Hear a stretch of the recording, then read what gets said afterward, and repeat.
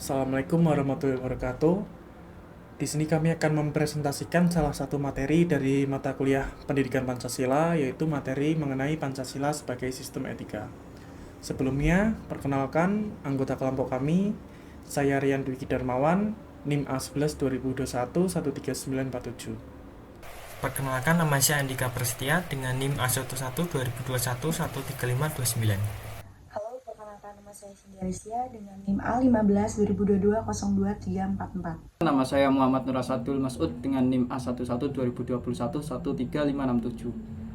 Perkenalkan, nama saya Alfian Ahad Nurfata dengan NIM A11 2022 14515. Perkenalkan, nama saya Dia Fislia Rosaria Indah dengan NIM A152022 02290. Yang pertama, pengantar. Pancasila sebagai suatu sistem filsafat pada hakikatnya merupakan suatu nilai sehingga merupakan sumber dari segala penjabaran norma, baik norma hukum, norma moral, maupun norma kenegaraan lainnya. Kemudian dalam filsafat, Pancasila terkandung pemikiran-pemikiran yang bersifat kritis, mendasar rasional, sistematis, dan komprehensif atau menyeluruh. Sistem pemikiran ini merupakan suatu nilai. Pemikiran filsafat tidak secara langsung menyajikan norma-norma yang merupakan pedoman dalam suatu tindakan atau aspek praksis. Atau dalam kata lain, berkenaan dengan kehidupan, aktivitas manusia. Melainkan suatu nilai-nilai yang bersifat mendasar. Kemudian, sebagai suatu nilai, Pancasila memberikan dasar-dasar yang bersifat fundamental dan universal bagi manusia baik dalam hidup bermasyarakat, berbangsa, dan bernegara. Manakala nilai-nilai tersebut dijabarkan dalam kehidupan yang bersifat praksis atau kehidupan yang nyata dalam masyarakat, bangsa maupun negara, maka nilai-nilai tersebut akan dijabarkan dalam norma-norma yang jelas sehingga merupakan suatu pedoman. Kemudian etimologi. Etika berasal dari kata ethos atau bahasa Yunani dalam bentuk tunggal artinya padang rumput, kebiasaan, adat, watak, dan lain-lain. Dan bentuk jamak artinya kebiasaan. Etika berarti ilmu tentang apa yang biasa dilakukan atau ilmu tentang kebiasaan. Kata yang dekat dengan etika adalah moral. Berasal dari bahasa Latin yaitu mores, artinya adat kebiasaan. Dalam bahasa Indonesia, moral diterjemahkan dengan arti susila. Moral ialah sesuai ide-ide yang umum diterima tentang tindakan manusia, mana yang baik dan wajar.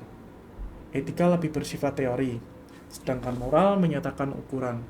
Sedangkan istilah moralitas adalah sifat moral yang berkenaan dengan baik dan buruk. Kata yang juga sering dipakai adalah etiket, artinya sopan santun, sehingga ada perbedaan antara etika dan etiket. Di sini saya akan menjelaskan pengertian etika.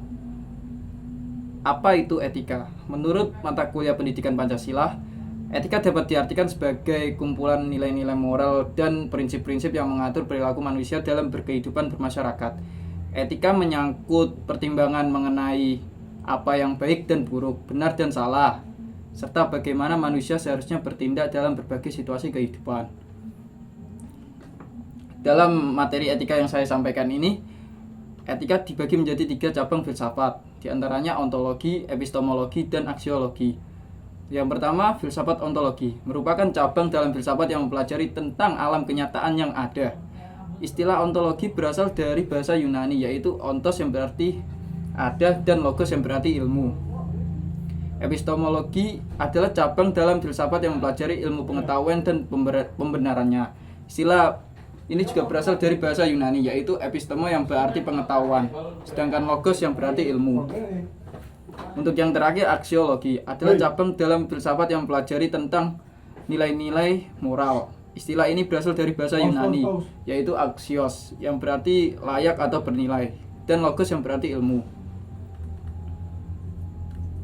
Cabang-cabang tersebut dibagi menjadi 2 kelompok pembahasan, yaitu filsafat teoritis dan filsafat praktis. Sedangkan pembahasan kali ini akan lebih fokus kepada tentang filsafat teoritis.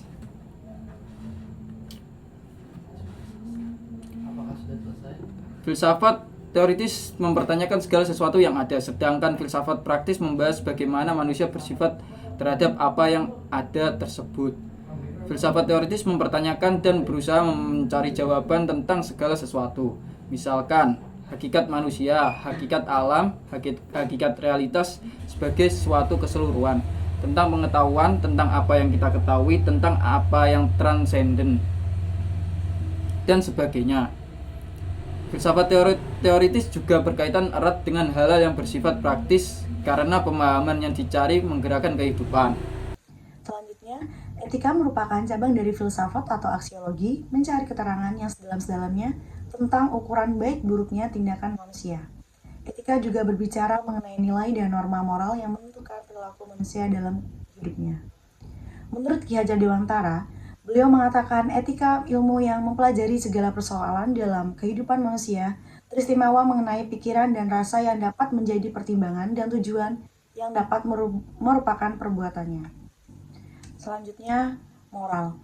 Guna memahami etika, maka perlu membedakan dengan moral. Moral adalah sistem nilai tentang bagaimana kita harus hidup secara baik. Sistem ini mengandung dalam ajaran berbentuk peraturan, perintah yang diwariskan secara turun-temurun melalui agama dan kebudayaan tertentu. Moral menyangkut nilai dan norma bagaimana cara seseorang bertingkah laku dalam hubungan. Moralitas. 1. Moralitas kata dasarnya memiliki arti yang sama dengan moral, tetapi moralitas agak lebih abstrak. 2. Moralitas adalah sifat moral atau keseluruhan norma dan nilai yang berkenaan dengan baik dan buruk. Misalkan, moralitas perbuatan seseorang. Yang dimaksud adalah segi moral dari perbuatan tersebut atau mengenai baik buruknya perbuatan itu. 4. Pengertian tentang baik buruk merupakan sesuatu yang umum, sehingga dapat dikatakan bahwa moralitas merupakan suatu fenomena manusiawi yang universal, karena moralitas terdapat pada manusia dan ciri khas manusia. 5. Moralitas dapat dikatakan sebagai suatu bentuk kesadaran sosial. Kesadaran individu berperan besar dalam moralitas yang secara mandiri mengatur dan menilai arti moral bagi pelaku. Moralitas selalu berkaitan dengan tanggung jawab pribadi. Dalam konteks ini, peranan etika sangat penting. Etika membantu mengambil keputusan moral yang tepat, benar dan rasional. Etika adalah refleksi kritis terhadap moralitas. Etika bermaksud orang untuk bertindak sesuai dengan moralitas, karena tindakan itu memang baik baginya.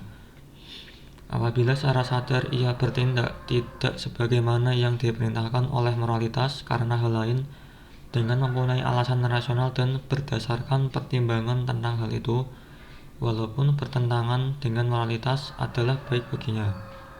Misalkan, dalam KUHP pidana pasal 51 ayat 1, orang yang melakukan tindak pidana untuk menjalankan perintah jabatan yang diberikan oleh pembesar yang berhak akan itu tidak dapat dipidana.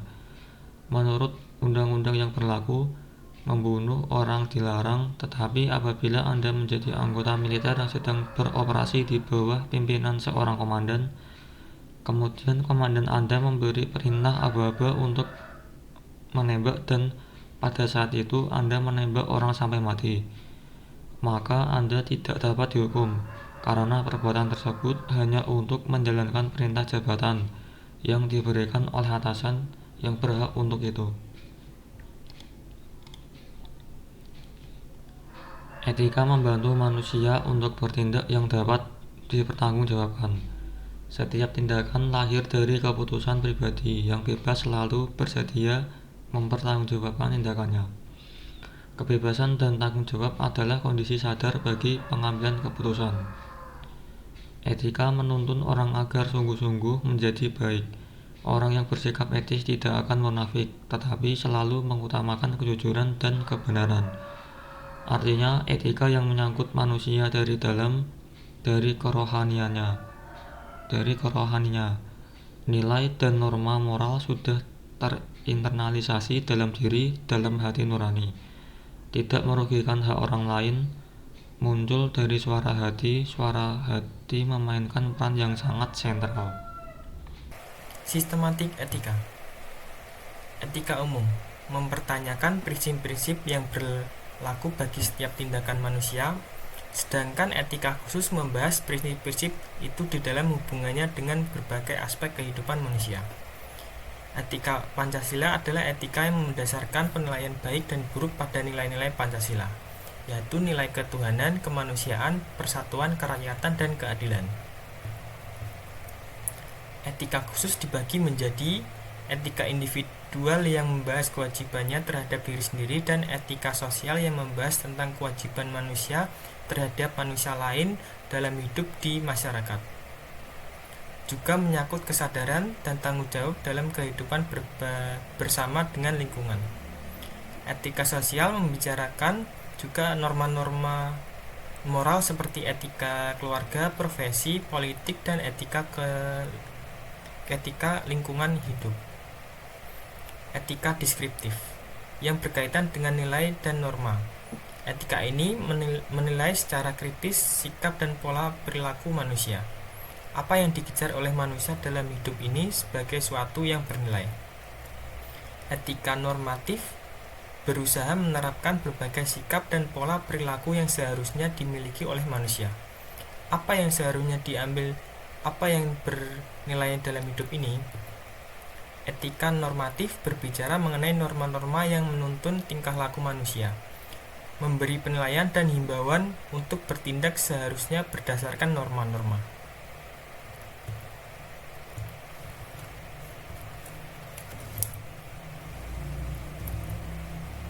Di sini saya akan menjelaskan mengenai norma-norma yang ada di masyarakat. Norma-norma dalam kehidupan bermasyarakat adalah pedoman atau ukuran tentang bagaimana seharusnya kita berperilaku dan bersikap dalam kehidupan bersama. Mereka memberikan dasar penilaian terhadap baik buruknya perilaku dan tindakan kita. Norma-norma ini termasuk norma agama yang berakar pada kepercayaan akan adanya kekuatan ilahi. Norma agama dianggap sebagai panduan yang ditentukan oleh Tuhan, sehingga pelanggarannya dianggap sebagai pelanggaran terhadap perintah Tuhan. Selain itu, ada juga norma kesusilaan yang bersumber dari nurani manusia sendiri. Norma ini mengatur tentang perilaku sosial dan moral, dan pelanggarannya seringkali dianggap sebagai melanggar norma sosial yang telah disepakati bersama. Kedua jenis norma ini, baik norma agama maupun norma kesusilaan, memainkan peran penting dalam membangun tata tertib sosial dan nilai-nilai yang diterima secara luas dalam masyarakat. Norma ini tidak hanya memberikan pedoman tentang perilaku, tetapi juga menjadi dasar bagi penilaian terhadap kebaikan atau keburukan dari tindakan individu dalam konteks kehidupan bersama.